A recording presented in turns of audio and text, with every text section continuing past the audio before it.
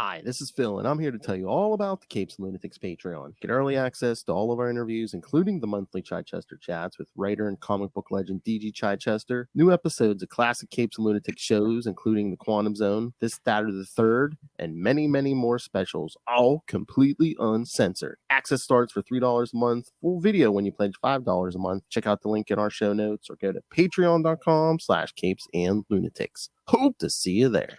Look up in the sky. What is that? It's a bird. It's a plane. It's a electrified mullet. That's right. That's right, kids. Welcome back to another week of Electric Mullet, the Superman podcast, where we go mostly in order with your Superman comics post-crisis. Yeah, mostly. Yeah. Mostly, yeah. except for this month. Yeah. Yeah, we're hopping around a little bit this month, but that's okay. That's all right. Yes, because, well, I have Phil joining me, as always. It is Superman #1 pal himself, Mr. Tyler Patrick. Hey, what's up, guys? And I'm happy to be here. And making his triumphant return, another creature you see swooping through the air, Justin the Owl. Hello. Glad to be back. Jeez. I just told everyone that last week you were just suffering from gamma radiation poisoning. And Yes. you need the rest. Yeah. I was feeling a little green around the gills. I was like, he didn't take his own advice, and he had too much gamma. So Yeah, I needed my Flintstone vitamins. Yeah. I'm trying to get these to pull up on my computer because my daughter decided to drain the battery of my iPad. Oh, nice. Yeah, see, my Fire tablet was acting up, so on Prime Day I found a good deal on a like last generation iPad. So I got a new iPad. Thank you very much. Ooh, that looks very Blue Beetle-y. Well, I got like, yeah, it's a black and blue. Well, you say Blue Ooh. Beetle, I say Nightwing. You know, Oh, well, you know. potato. Yeah. It's very nice. All right. Well, and again, the Marvel and DC apps work better. So okay. That's the main reason. I'm tell you guys to be honest. Like my iPad was starting to time out, like it was getting old. But the biggest reason was the comics apps weren't working anymore. Yeah. Like they made an update to DC. Yeah, couldn't get it to work anymore. That's when I was like, yep, time to change. Yeah. They've made a few updates to the Marvel one too, haven't they? Yeah. Because again, it's like it's the last generation, and it's like on this iPad, and again, it's like I didn't need like the one with the biggest memory. Again, I'm just mostly reading comics. Right. Maybe read some synopses off these. But speaking of synopses, we have none this tonight, so we'll just have to walk through these. Okay. That sucks. Because I wanted to hear you synopsisize. Is that a word? Synopsisize? These comics. And then Lana Lang cried some more.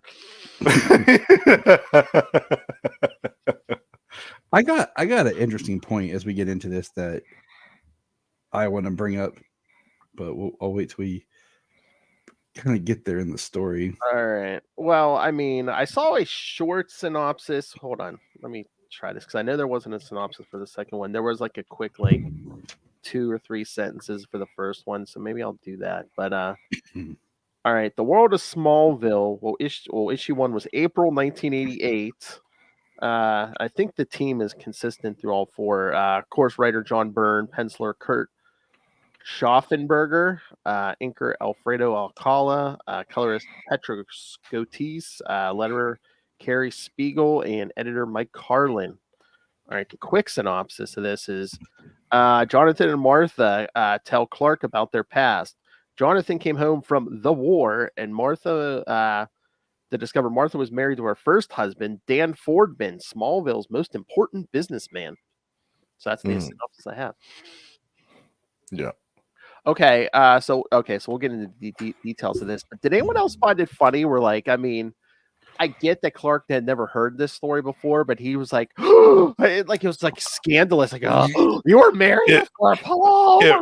You know, it's not like she cheated on her. It's like I think it's just that, like he says in the second book about kind of like the looking at your parents. Yeah.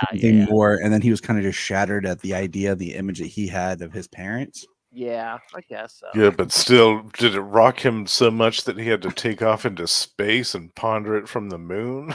Yes. I mean, if you could go into space and ponder no it from air. the moon, wouldn't you? Well, I suppose, but over that, I don't know. I mean, he was such a shock. He's like, yeah, I guess I better get back because I'm running out of air. But you know, Right. I have questions about that too. The air limitation, is that still a thing? I think so. I think it's like again to frame it in another show you do. I think it's like Hulk level. You know, it's like he can hold the air longer. Because what was the limit for a while? I think it was like an hour or so, or Oh. Yeah. And then something it got like longer. yeah. Oh, okay. It It just depends. It depends what era and who's writing it, and yeah, I get you. Okay.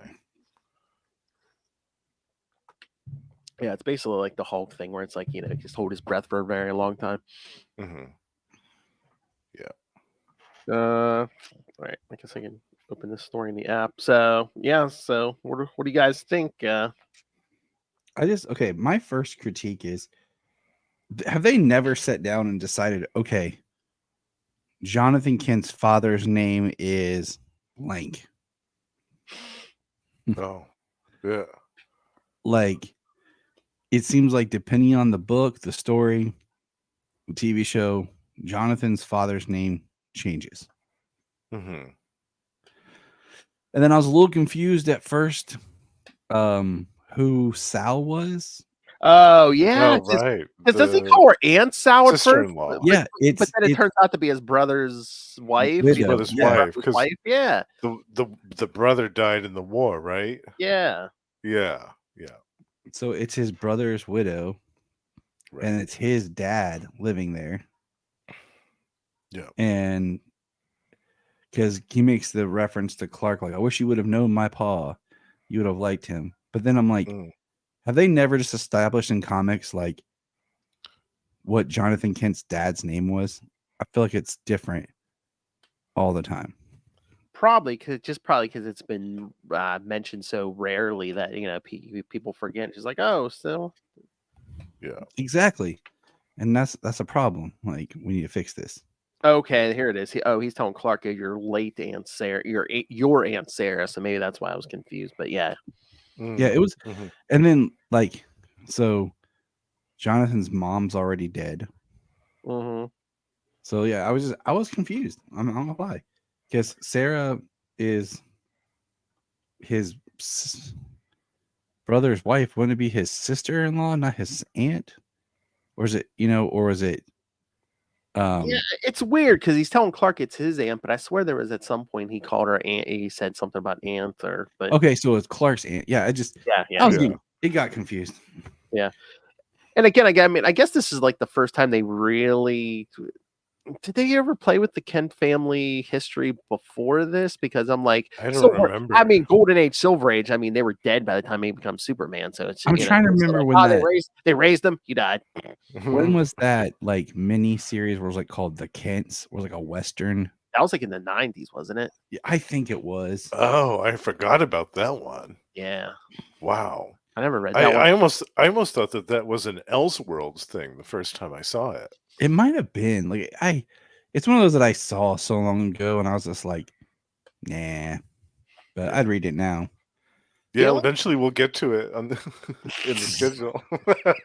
Oh, I was thinking when we do like big anniversary episodes, unless we do like stuff like that, like off the beaten track, maybe. But yeah. But I was gonna say if they played with the Kent family anywhere, maybe in the Silver Age, maybe it was in the Superboy book, maybe because that's like right. You rarely saw them in this, consistently in the Silver Age. I mean that would be, and I got a lot of Superboy reading to do next year. I was gonna say there's your homework. So Tyler. much of it. There's so much of it to read. It's crazy. Yeah. Let's look at the squares on this screen. Who can I give a big Superman history assignment to? Let me see. What you got?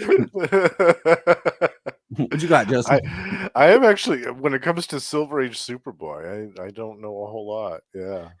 I started reading Golden Age just straight through and reviewing that, and I might go back to that on the podcast and just start talking about Golden Age more. That'd be cool. Yeah. You know what? All right, sorry. Okay.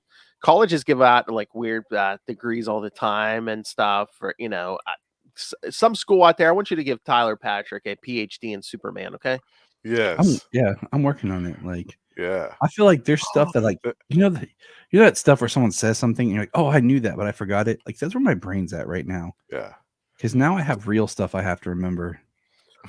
But how awesome would that be, especially for you, if you say, "Oh yes, I'm Professor Tyler Patrick," and they're like, "What are you professor of?" Superman. Kryptonian heritage. Superman lore. Well, for these characters that have been around for almost 100 years, there should be an award for something like that. If you know that much about I mean, you ever watch a documentary? They have somebody on there like pop culture historian. You're like, wait, how did you get that? I want that. Yes, pop culture historian. I love it. Like I was watching I was watching like a PBS thing about like just folklore monsters and stuff, like the history of different ones and stuff. Me and Solomon have kind of fell down this rabbit hole, and it was like folklorist PhD in folklore on werewolves, and I'm like, how do you get that job? Like, what's that? Yeah, that sounds like a good gig. Yeah, I want to get in on that. Man, yeah, I want pop culture or just like Marvel DC expert. Yeah. Oh, I guess we could do it on our screen here, but again, I want it official. A certificate they're going to put on the wall. Absolutely. Oh yeah, and that Superman one, they'll send it to Tyler. Yes, can you print that in Kryptonian, please? Yes, I'll translate. It's cool. Yeah. Oh, hello, Russell. Justin's Russell. Gamma charge. All right, here we go. I need more Ultra Humanite in my comic. Ultra Humanite. When are we going to reach him in the Superman run here? It's coming up soon, isn't he? I don't know. In this era, in Ultra Humanite, I think we get Titano in an annual, but Ultra Humanite, I'm not sure. Nice, a Dracula historian yesterday.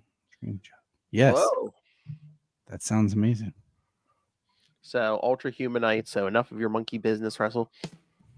I just interviewed a Dracula historian yesterday. Nice. Dream job. Hopefully that interview didn't suck. It bite. Boom. Look for that on Taste the Pod of Dracula, folks. Boy, he's maturing since he just recently got married, hasn't he, Justin? I had no O-ring comments or nothing. Yeah, we missed the O-ring. You may know Russell from his hits such as "Where's the Joker Nugget?" and "Wild like an animal." Russell's greatest hits. No, I invented that, you dick. I do like. Okay, back to our comic here. Yes, I do like that the Fordmans. So when they show up in the TV show Smallville, which is 22 years ago today. Wow. Wow. When it's always weird, like when like how many different Superman shows have we heard people reference like Ben Hubbard or the Hubbards just because it was referenced in Superman the movie, and stuff like that. So having seeing that the Fordmans was actually pulled from comics in Smallville was cool. Well, that's why I liked about My Adventures with Superman, because like just the little Easter eggs in there that you could tell like they actually like I don't know if they were fans of the comics or just did their homework, but like there's like little Easter eggs in that, like especially the News Kid Legion and stuff. Yes. Oh, boo. Oh, Phil. Oh, Phil. Can you my favorite line? Can you please pass the yams, please? Whoa. That's my favorite line from Jimmy. He's like, yeah, I'm like super rich. Can you pass the yams, please? Oh, my. Nice. But you know what? It might have been obvious to some people, but the whole Dan Fordman thing, I kind of got sideswiped by that, because at first I thought it was going to be, be the typical "you stay away from my wife, Johnny Kent," but no, no, please take my wife. Yeah, you can have my wife over my dead body, and I'm about to be dead. So here you go. When Dan Foreman came walking in looking like Harry Osborn. Yes. But and John Kent was like, "My God, he looks ghastly." Can I just ask, like, was this story even needed? Like, what are we gaining from this story? Did you say that last week about World of Crypto? It was cool to get a little bit of backstory for the Kens. Yeah. I mean, But I like as far- the backstory from the kids, but this just feels awkward. Like, This feels like this could have been done in like the form of a couple of backup stories in the back of Action Comics or something like that, Yeah. instead of a full issue, because this is dry as toast. Yes. These actually all 4 of these issues. I might as well Well, just say it. and All 4 of them are dry as toast.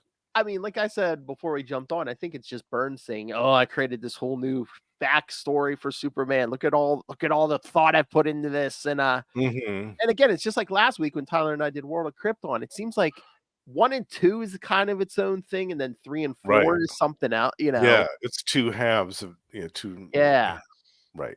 like it jumps ahead, just like last week's did, Tyler. Yeah. Yeah, it seems like Burns has like some kind of formula for these. Yeah, it's weird. I wonder, because I haven't read the next one, The World of yeah. Metropolis, so I wonder if that's the same formula. I bet it is. I don't know. I've only read 1 issue of that one so far. It was issue 3 I picked up like in a back issue. If it is, it might be more like self-contained, like if you like following different characters, because like issue 3, it was like this. It was like a story of Clark, like right where he first Mhm. arrives in Metropolis before he becomes Superman, and I think I saw Jimmy Olsen on the cover of 4. So Mhm. those ones may be more self-contained each issue. So Yeah. Can I just say like how annoying it is to look at these comics? Yeah, we're still on issue 1, right? Or we're on Yes. issue 2. Yeah. Okay, never mind. I mean, we could go to issue 2. We can skip to issue 2. Yeah. I mean, my thing is, like you said, like I felt they were dry, and I think a shorter backup type version, because I'm going in like World of Smallville. Like, what is this town? What is this history? Like, Yeah, I was expecting to see more about the town itself and like the people in it. All we got is that damn statue of Ezra Small. we had talked about when we did the Man of Steel miniseries, when we kicked off this, that we talked about these 3, book series that were, that kind of touch Superman and Clark in the different eras, and we're like, maybe that'll fill in the gaps of some of this time jumping. No, it didn't. No. It didn't at all. Yeah. But I mean, and again, I know this again. I already said this, but it's like I know Clark is kind of in shock, but I mean, he stands up from the table in that last panel. He's like, "What?" I mean, I just kind of look at that kid who, has grown up his whole life. He's had to accept so many, like he's had to accept different things. Like, I'm adopted. Okay. Yeah. I'm an alien. Okay. But he always looked at his parents as like his rock, his formation. Like, he knows them, he knows everything. And then like the idea that his mom was married before, it was just kind of like, what? Yeah, and they haven't changed at all practically in all of the years that he's known them. Like, they've stayed the same. I would buy that argument for any human being, but I mean, this is a guy who punches Darkseid in the face. But isn't that like where was it? We talked about last week where, the greatest gift his father gave him was his humanity. Yeah. So in a sense, like Yeah. he's overcompensating for something that, this is just me headcaning it, but like the idea that there's something off with Ma and Pa, Oh, it has like shifted him. Like, he's like, I can fight Darkseid, I can go against all this, but my mom being married before my dad. Yeah. again, it'd be a shock, but it's not even like it's not like, oh, anybody cheated on anybody or something. No, it's like your father was at war. Yeah. Becomes your mother. Was married first, and Yeah. It's not like he has like a half brother like him. Martha and Fordman never had kids and all that stuff. Yeah, he just has a son on Apocalypse. Yeah. I love that idea. Yeah, I'm still gonna work on that. I'm with, like, it is weird. That's all I'm gonna say. Like, it's just,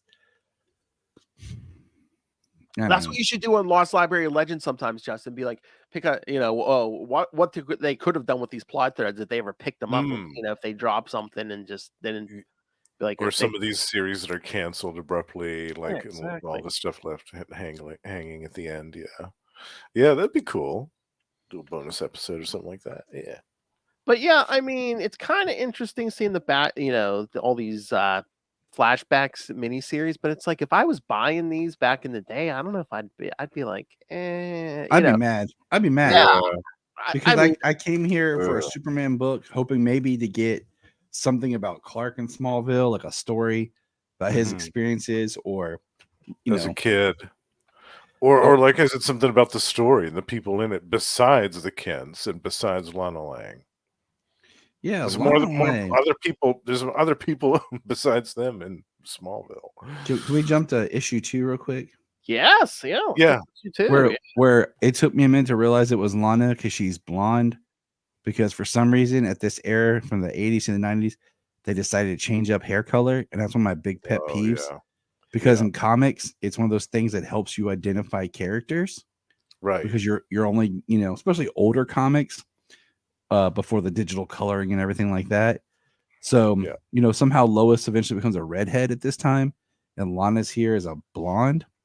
And the only thing I can think of is because I guess Well, her hair even goes through like a radical shift from like the flashbacks to like, when you see her in the present day. so like wasn't Stacy Heidick was more of a strawberry blonde, so she had reddish in her hair. Yeah. So I was just thinking like you had the Superboy TV series, but even then, yeah, it's just I'm like, come on, man, like. Yeah, that's very inconsistent. Yeah. Yeah. And okay, and all right, before you get to your point to issue 2, so yeah, I mean, for anyone who hasn't read this yet, spoilers, yes, Dan Fordman, Martha's first husband, is dying of cancer, so that's why he asked Jonathan to take her off his hands.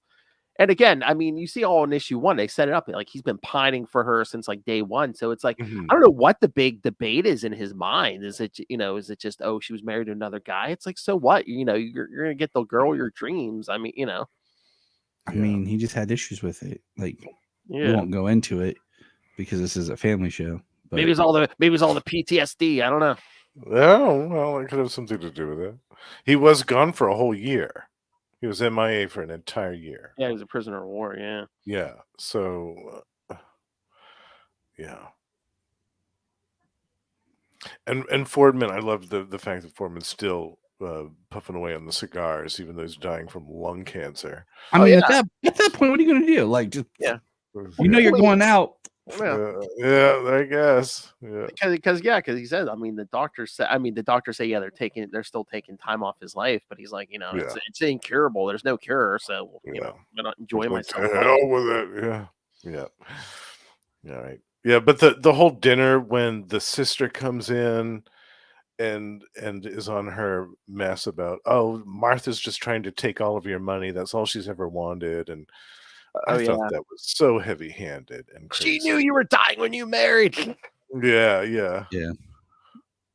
Oh, I forgot in the first issue I did like the little bit of the waitress like, "Oh, Clark, you used to be one of the most handsome boys at Smallville.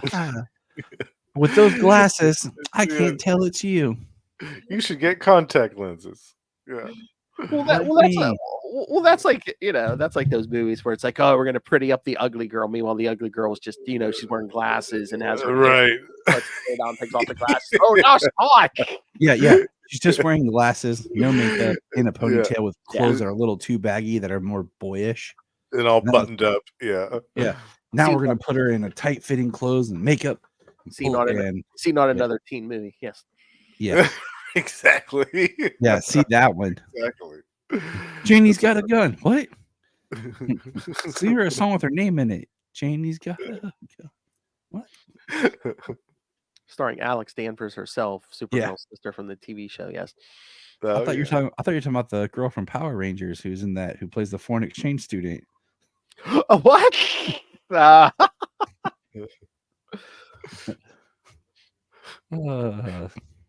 People are like, I don't know what they're talking about. Said foreign exchange student. I still just think of Shannon Elizabeth from American Pie.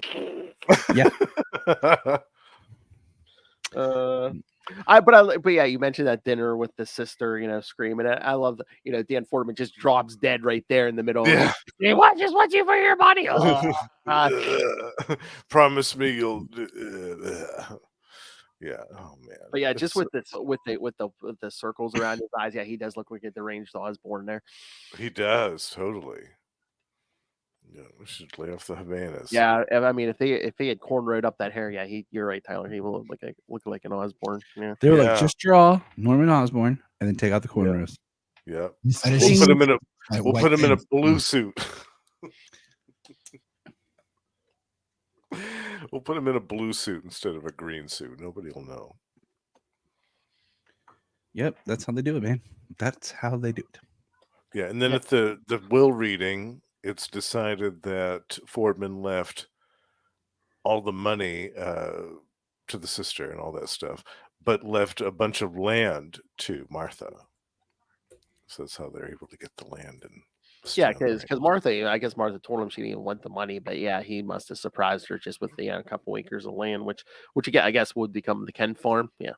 Mhm. And I liked that. I thought that was cool.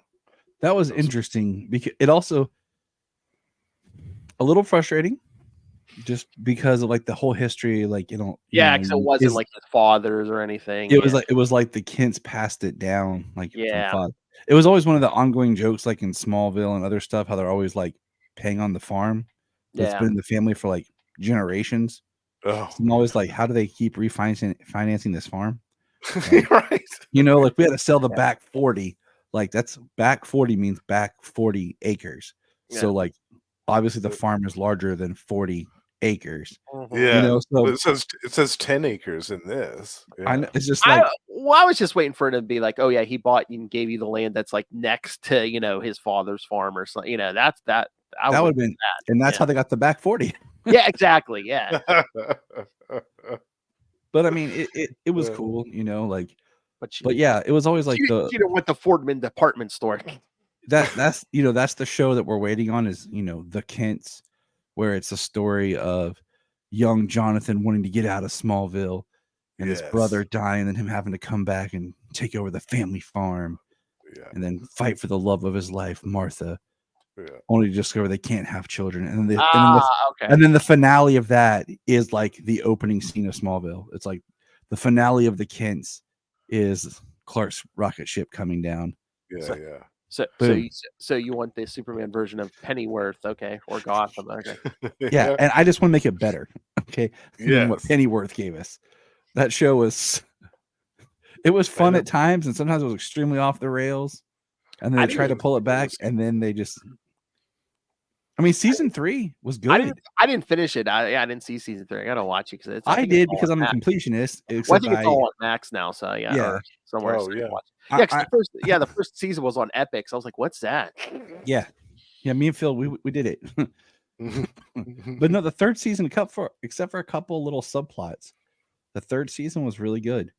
But I was like, you're making this too wide of a show. Like, I hate prequels that try to go too big. Yeah. Like, keep your focus a little bit more narrow. Well, even like Gotham that brought us together, Tyler. I mean, it's like it was supposed to just be like the Jim Gordon story, but I mean, the villains, like especially the Penguin, stole the show. Oh yeah, Yeah. exactly. Because after a while, everyone's like, I don't want police detectives in Gotham. Like, And of course, it's like, oh, we have to have Kid Batman in this, Yeah. because Bruce Wayne fought crime alongside Jim Gordon for years, then comes back and no way he's Batman. No way this guy just shows back up in Gotham. Oh yeah, yeah. And no, there's no way. Now, don't be bad mouthing Batman. Batman, my favorite character. I mean, we've already got Smallville. We got get your back right. Krypton. Now let me get the Kent's prequel series, and then I'll do that. You guys remember they announced that Metropolis series that never happened? It's gonna be a DC. Oh yeah. That everyone theorized was going to be kind of a Daily Planet based, maybe even a Lex Luthor origin. Yeah, I'm gonna do I'm gonna be like how they do Batman. We're gonna do shows all around the character without actually doing the character. I mean, and you just mentioned Krypton. Like the show was all right, but I was like, are we going back a little too far? I mean, we're on his, Clark's grandfather. I'm like, shouldn't we just like do the Jor-El story? I mean, it kind of was a Jor-El story, but we Yeah, didn't know it was yeah. But no, Krypton was cool. Like my issue, like I really like season 2. But of course, I wish they would have. They have to bring in like Doomsday and stuff, and it's like, really? Oh yeah. But they did it well enough that I was cool Yeah. with it. But my thing with Krypton is I wish they would have done like they did with all the Battlestar Galactica, like how they would do like a season or two of Battlestar and then do like a movie Yeah. Like, I was hoping they would Mhm. do a movie to wrap up what would have been season 3. But the biggest issue with Krypton is they changed the show in the first season. Like, it was supposed to be a direct Man of Steel prequel. And then they announced it at the same time they announced Gotham. But by the time Krypton aired, Gotham was over. So if you look back at some of the early promo images and stuff, and the original trailer, and then they pushed it back like 6 months or more from when they like it had more of like the Man of Steel style S's and stuff. But then they decided to kind of blend it more, and they added in some other subplots and they changed it. And that's why the first season I feel is kind of like this, like, but the second season was pretty solid. Well, that's their problem. They can never get the synergy going and have everything going at the same time. Because I remember, I mean, they announced that Flash movie, around the same time the Flash TV show started. The And then day nine seasons later, then they finally got that movie out. Basically, it was like the day after the Flash dropped. They Oh, announced Ezra Miller was going to be the Flash in the Justice League, and then it was going to have his own solo movie. 10 years ago. Yeah. Although I guess that movie, like Lil says, that was in developmental hell even before that. So, Oh yeah. It was the next phase of developmental hell. well, she said, I mean that originally that Ryan Reynolds Green Lantern movie was supposed to be a Ryan Reynolds Flash movie originally. It was supposed to actually start the connected universe, and was supposed to have Henry Cavill appear in it, but they vetoed that because they didn't want to do that. Right. They wanted it. They didn't want it to be like a Marvel where everything was connected like that. Then they saw the billions rolling in. They're like, oh, maybe we should do that. Because they were like, no, we don't, because it was Christopher Nolan, and then it was like, we don't want our Superman to appear in something else. Right. So they vetoed Man of Steel, like, because he was supposed to be, the ring was supposed to fly past Clark, but read him as Kryptonian, and then keep going. It was supposed to be the cameo of Clark Kent in it. Oh. And they were like, no, cool. we don't want our upcoming Superman idea. But, I've often said that if Green Lantern, the film, had come out in 2007, it would have been a huge hit. Because 2008 is right when, you had Iron Man and the Dark Knight and everything changed. Yeah. If it would have came out in 2007, it would have been a hit. Hell, if it would have come out in 1997, it would have been the best movie of the year then. That's true. I mean, yeah. Blockbuster. There you go. That's what you should do, Phil. We should do a whole series of podcasts where you watch the comic book films of 97 and then figure out which one was the best. I did a full year superhero movie bracket, the worst superhero movie brackets. You're not talking about your PTSD. I ain't going back. He's never doing it again. Talk about PTSD and what's up with issue 3 of this? Oh Lord! Can someone please explain this to me? Because I'm looking at this like for real, like. Yeah, let's skip ahead to issue 3 because basically we wrapped up the whole Ken story. Yeah. Fordman dies. Fordman dies. Martha marries Jonathan, and Clark can't handle it, and they get land. Over. Next. Well, and again, at the end they show is that the end of 2? Yeah, where they're like, oh yeah, and then your ship showed up right at the beginning of a big blizzard, so it's like no one questioned. We couldn't get to town for 5 months. 5 months. Look, I'm gonna let it slide because like I've seen like historical pictures and stuff of like where I live, like from years past, where like there is some serious snow and stuff, and people were bundled like in. They live out on a farm. I'm gonna roll with it. You know what I'm saying? I mean, it's kind of neat and cleaner than being like, oh, we had to adopt him. And trying to fake the paperwork and stuff. Or the taking to the orphanage and then going back and picking him up kind of thing. Like, I think just the fake pregnancy thing, like it works. All right, so but except when he grows up and looks nothing like Jonathan. That's what I was about to say. Right? I was about to say, does that strain credibility where it's like, oh yeah, this is our natural, this is our biological son, meanwhile he looks like neither of them. And then they start rumors start floating. Like I was gonna say, they probably think Martha had an affair or something. Yeah, the milkman did it. I love the panel too, where they're both strolling down the sidewalk, beaming with pride, with little Clark in the stroller. It's adorable. Like, it is adorable. Look at that. So yes, it is adorable. But yeah, issue 3 starts with a bank robbery. Yeah. And The then only it action just, that we get for the whole thing. Yeah. and then it's about other people Yeah. and things. Oh yeah, we get Lana's origin, yes, because Because Lana needed a secret origin because nothing in Smallville can be normal. well, I again, know. I guess this was like on like right after. I mean, we're gonna get the Millennium here, which with the Manhunters. So Now, had Millennium just happened, or was it about to happen? I think it had just happened because it's I think they I think that was like a shocking reveal for a lot of the books during there was Manhunter agents in like everyone's book. Yeah. Because Right. it's like it's weird here. It's like they control Lana and like the kids of Smallville, but meanwhile, it's like I think if you go to Batman, they just substitute Gordon with a robot Gordon. So, Oh, So it makes like so no sense. It's like sometimes they actually use real humans. Sometimes they just throw robots in there or something. and where was the real Jim?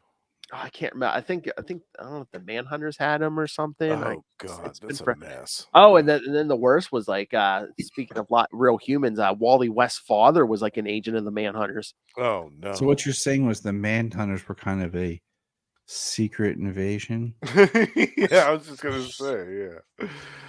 Ugh. Mm.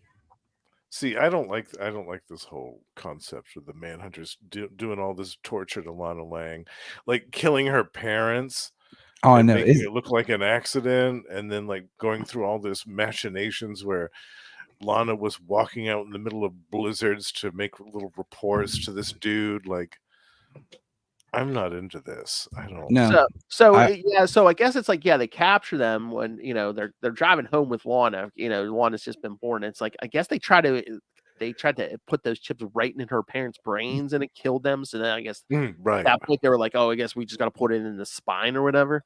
Hmm. Yeah. I don't know. I feel like it was just too much. Yeah. And again, I don't know if these are even the real Manhunters because not once do I see them say no man escapes the Manhunters. So That's true. Yeah. I don't know. Once again, this is supposed to be about Smallville, right? yeah. Mm. Right? Yeah, because I mean, Manhunters are from the Guardians and stuff, and I guess they were watching Jor-El and saw him shoot his son to Earth. So like, oh, we better keep an eye on that Kryptonian. So I just know that if I was going to the comic store and I bought this, I'd be peeved. Yeah, there's also no action in this other than the brief bank robbery situation. I mean, I guess maybe I wonder if they were just trying to they're like, oh, Millennium's gonna be is a big thing, so maybe people for yeah. fill in the blanks and stuff. Because again, I guess like Lana was like wandering for a while, and it's just like, oh, why is Lana acting so weird and stuff? Yeah, and we'll get to that in the next issue, which I have Yeah. huge problems with that whole thing. But Oh, God. basically, the Manhunters make her like their prime sleeper agent, can call her in every so often just to report on Clark. Mhm. And her aunt has adopted her after Yes. her parents passed away. Her aunt's basically her guardian, Yes. and that she's really close with Clark. Like they grew up together, and they were best friends. They were talking about getting married and all this stuff. Yeah, And then and he just leaves her. he just leaves. Yeah, and then So- she takes off to Metropolis at Mhm. the end of this issue to find Clark. So I wonder if that's intentional, like that parallel where it's like everyone thought Jonathan and Martha were going to get married, and they did, but then and everyone thought Clark and Lana were going to get married, but They didn't, right? Yeah, But Lana didn't run off and marry somebody else. right. Not yet. She finds out that there was a Fordman baby that Martha hid, Oh, and she marries him, Clark's man. half brother. Secret half brother. Oh man. But again, and this Byrne thing, I mean, we did this in Man of Steel too, but I always find it weird where Clark's just like, I mean, I guess he cared about her so much he wanted to tell her why she was leaving, but he shows Lana all his powers, and it's like kisses her on the forehead. I'm like, bye. I know. Yeah, Hey, I just leaves. completely changed your entire existence about religion, humanity. Let me just. Are we alone in the Oh yeah, universe? aliens exist. Yeah, I am an alien. And Yeah. my feelings towards you I'm I've gonna completely altered your utter existence, and I'm just gonna go. See You ya. just keep on milking the cows. You know, keep on keeping on. He let me pulls drop a this, he let me pulls drop a this Miss heavy Cleo. crap on you. You have Bye. a good life now. Yeah, It'll be okay. it's so funny. I love it. Hey, I'm an alien, and goodbye. Yeah, see ya.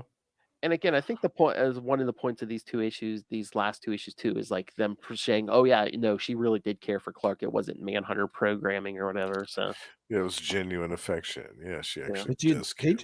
they just do her dirty, man, in these They two do. issues. Like, this is sad. Like, this is like living bridging.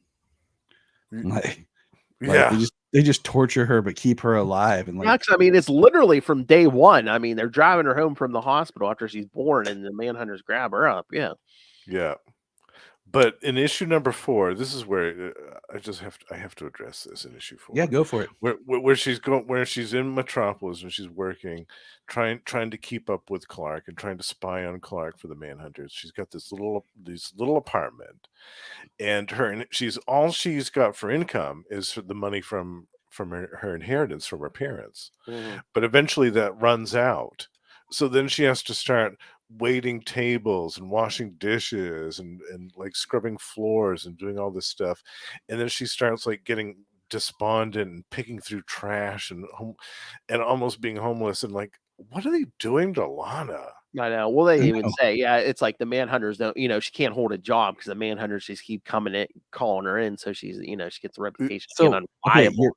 all right, you're alien crazy people, the Manhunters, right?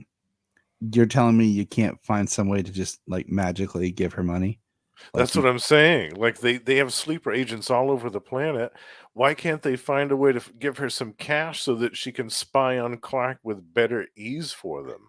I mean, they're artificial beings. Maybe they don't realize, or they just don't care. They're like, as long as she's alive, we don't care. I guess, but that's she's that's barely Jeff. alive. She passes out I from know. like almost starvation and And exhaustion. Uh, and again, they have every kid from that generation in Smallville. Basically, I guess if Lana drops dead, they're just going to send another one. Hey, guys, flip that switch and bring up that Pete Ross. Yeah, exactly. Yeah. right. Next. They're like, Petey, hey, what's up, Petey? Yeah, we got a job for you, bro. Yeah. Although It's time to spy on Clark Kent.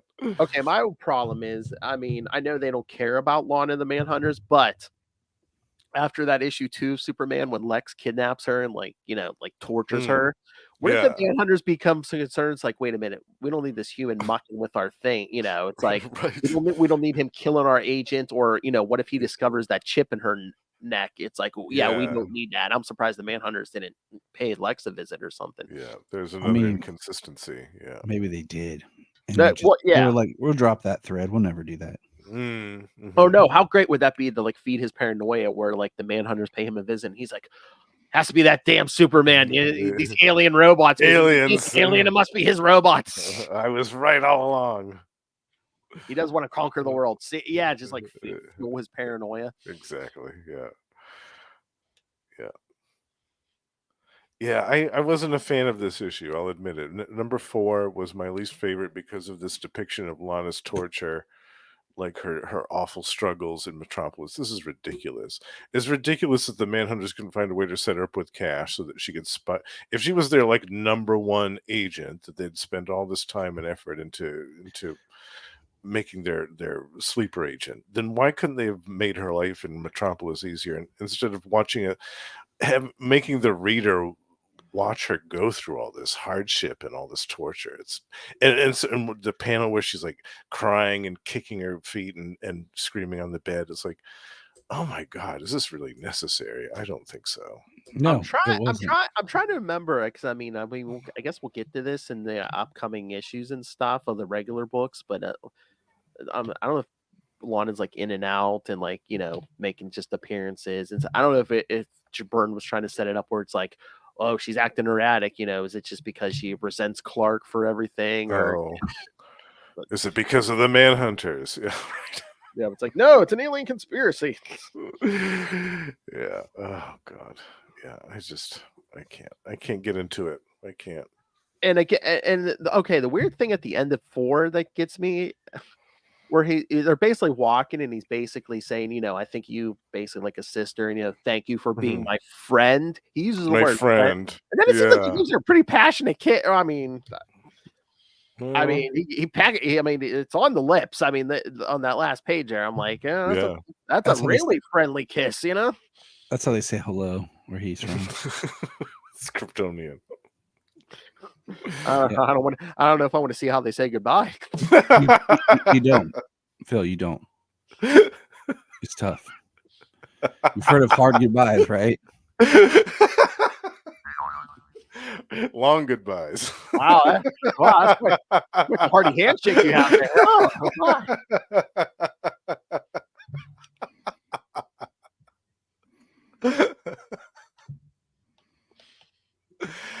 I will say that the art in all of these issues was really good.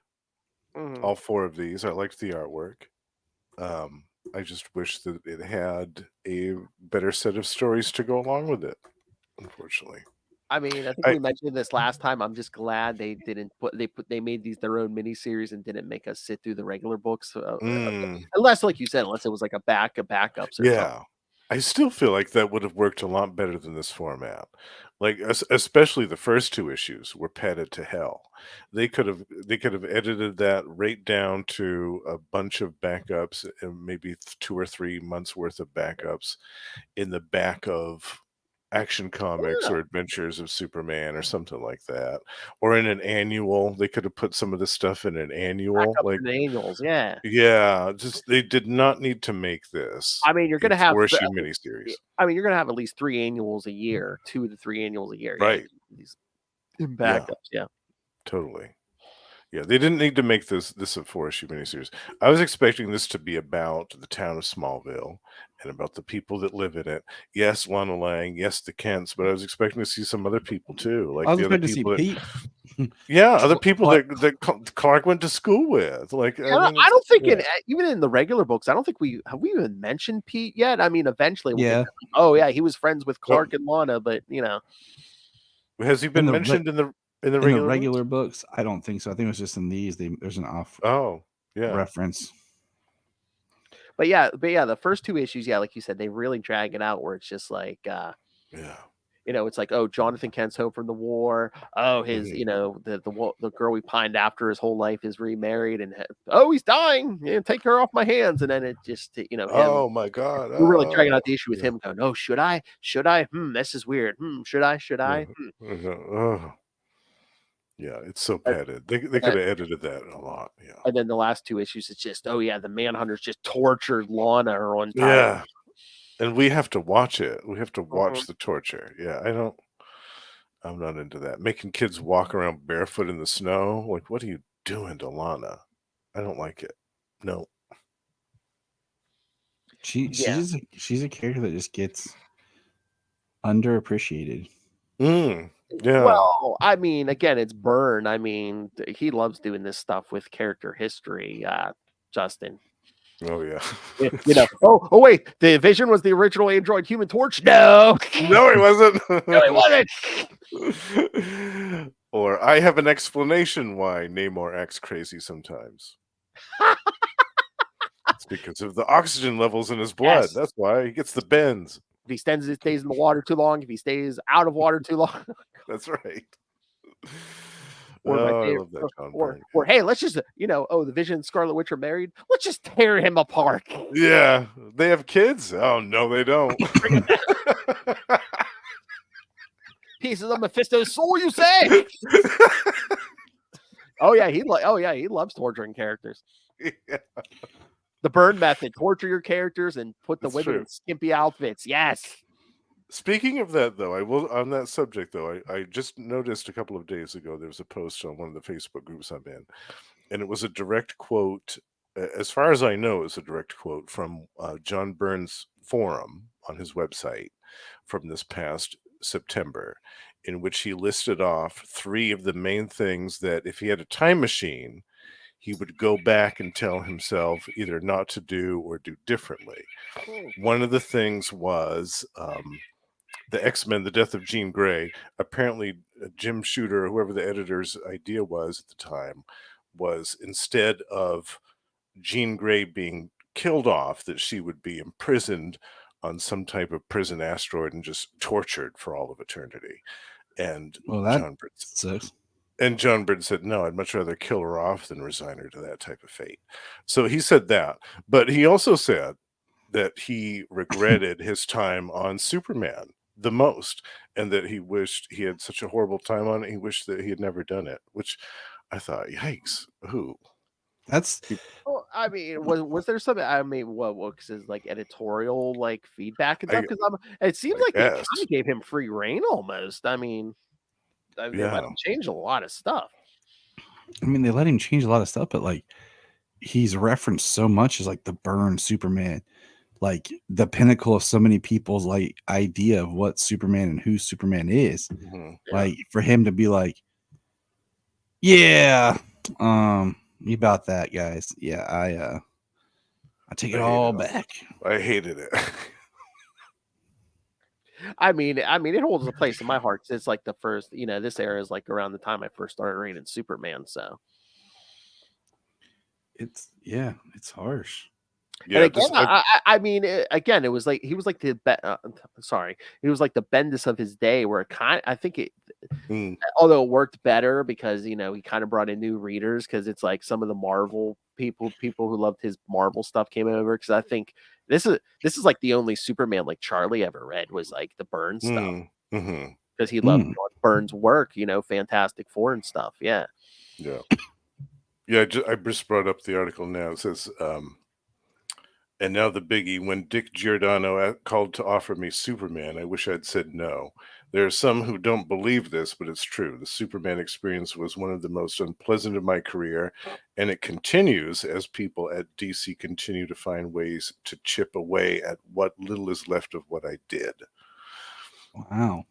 So well, I don't know if they chipped away at what he did, but it's kind of like they kind of brought back stuff from the Silver Age. Like, right after Crisis, they depowered so many characters. I think, they just boosted his power levels again. And I mean, in 30 some odd years, of course, it's going to change. Yeah. Well, yeah. Yeah. I mean, isn't that the nature of comics we talk about all the time? Is like, can't ever keep anything. Nothing stays the same. Yeah. Especially after New 52 and stuff. I mean, exactly. Oh, I'm sorry. Oh, what do we throw out the torture of Lana Lang? I'm sorry, Byrne. Yeah. Sorry, Johnny. We just decided that it doesn't work. Didn't really us.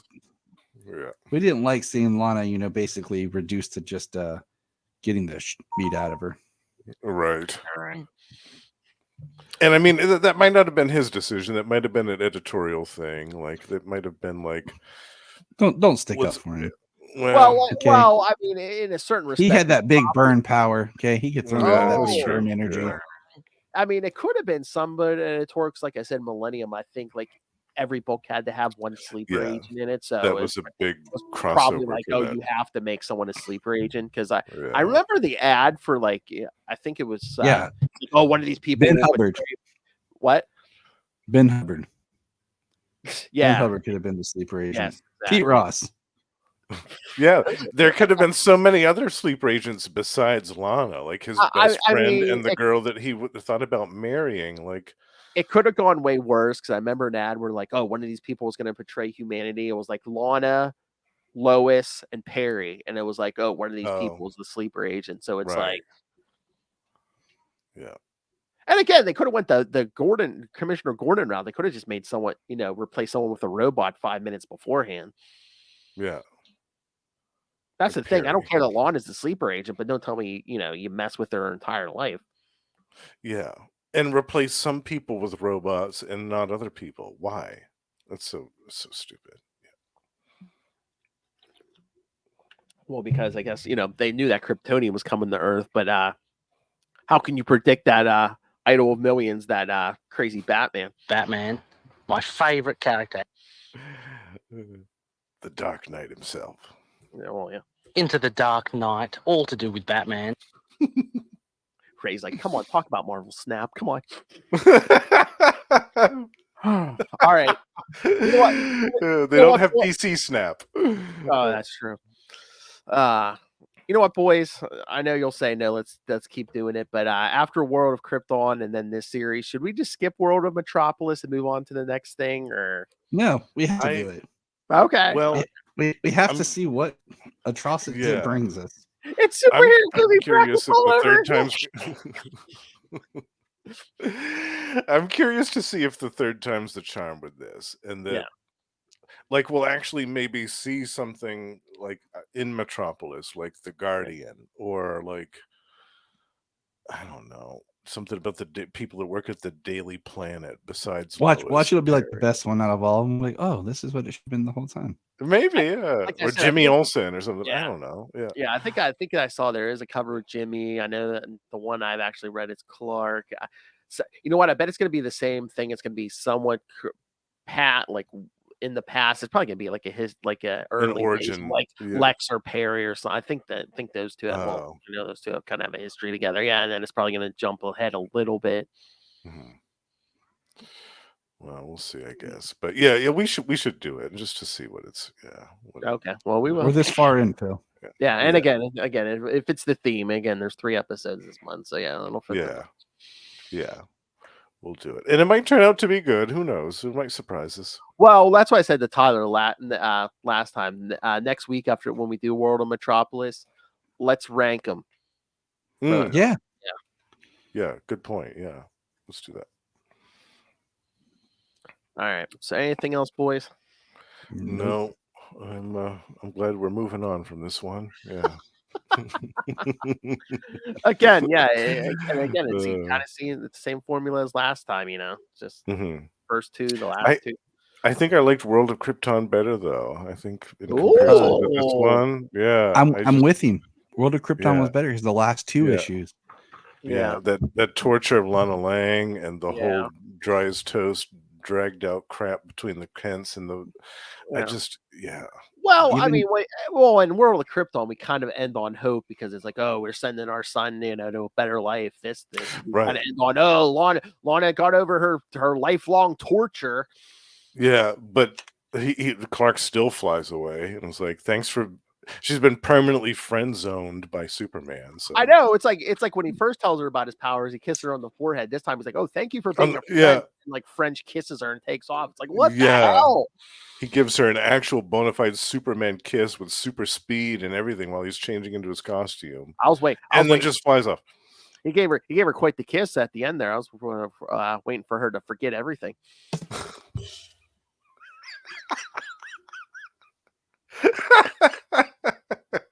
Can you imagine he laid that big kiss on her so she forgets all about the Manhunters and stuff?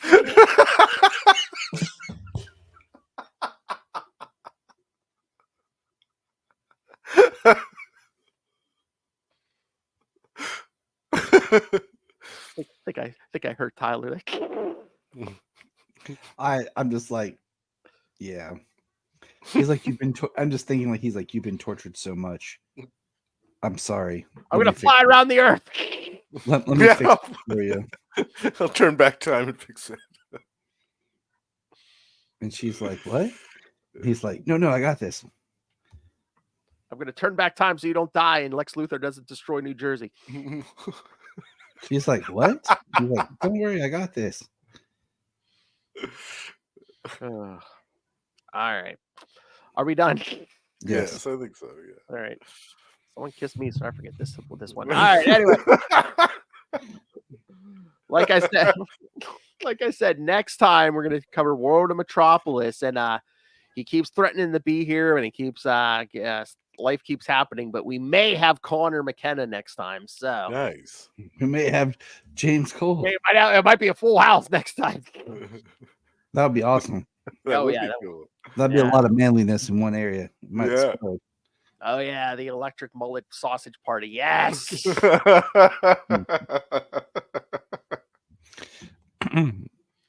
All right, and then so yeah, then you'll get your 2 weeks of Nightwing news, and then because these are November episodes, so then we'll get to the 2 December episodes where we'll cover Action Comics 590, Adventures of Superman 429 and 430, and Superman 7. And then the last Electric Mullet of the year, we're going to cover Future Shock, which it'll cross over because we'll do 2 Legion of Superhero issues and Superman 8 and Action Comics 591, where they try to explain, oh hey, the Legion still knows Superboy, but wait a minute, there is no Superboy doesn't exist. How is this possible? Yeah, so it's just remember that the now, nature of comics of people changing things, and other people like, no, I don't like that. I want to change it back. Yeah. when John Byrne screwed the Legion writers, they're like, wait a minute, this whole thing was built on Superboy. Wait a minute, you just retroactively changed. No, there was no Superboy. What? It's all a figment of their imagination.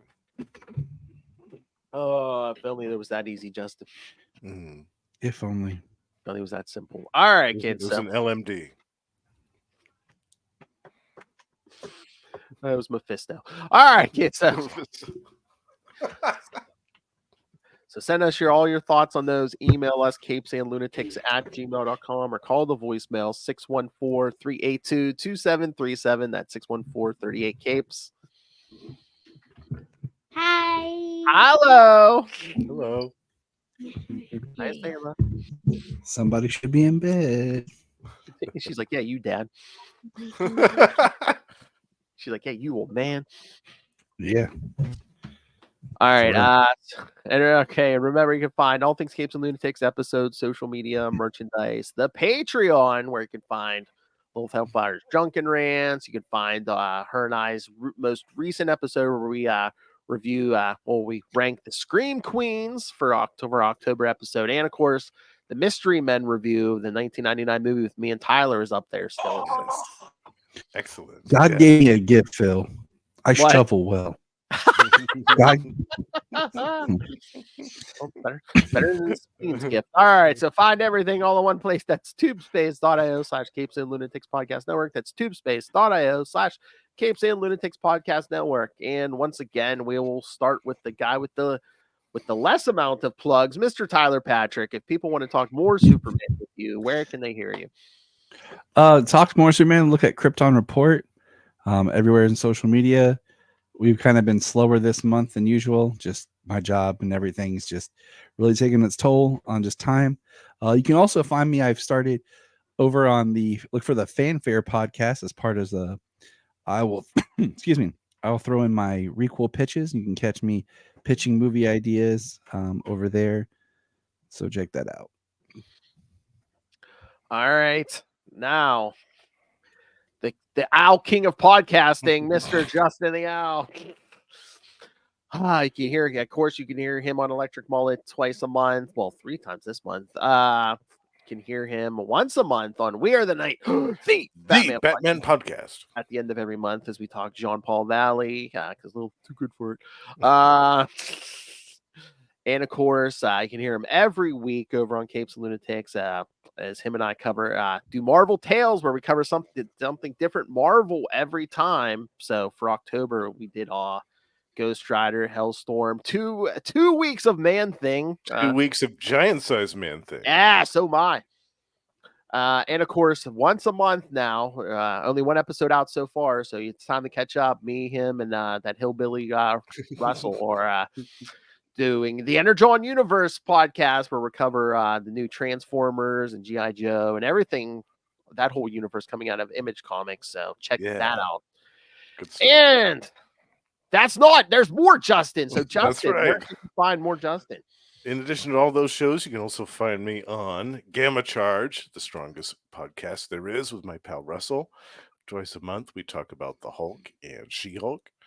And also on Predator and Prey, Russell and I are joined by our pals Ray and Sparky.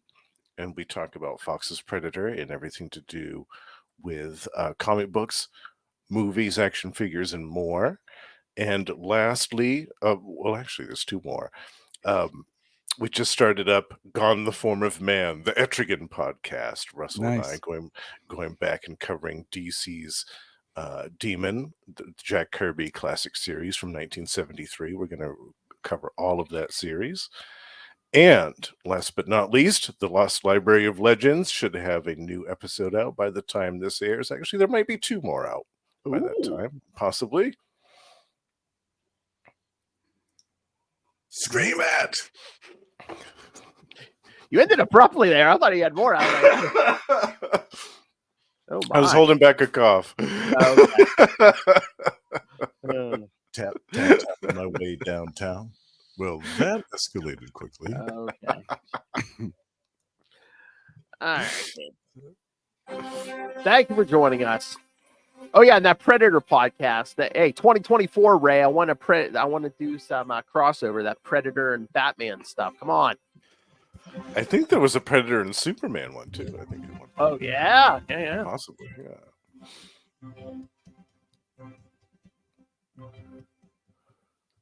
Yeah, but we know Ray loves the Batman. Yeah. Oh yeah, his favorite. All right, kids. Hopefully next week the World of Metropolis will be a little better. Hopefully not such a downer anyway. Let's hope so. Hopefully not abject terror. We're gonna try.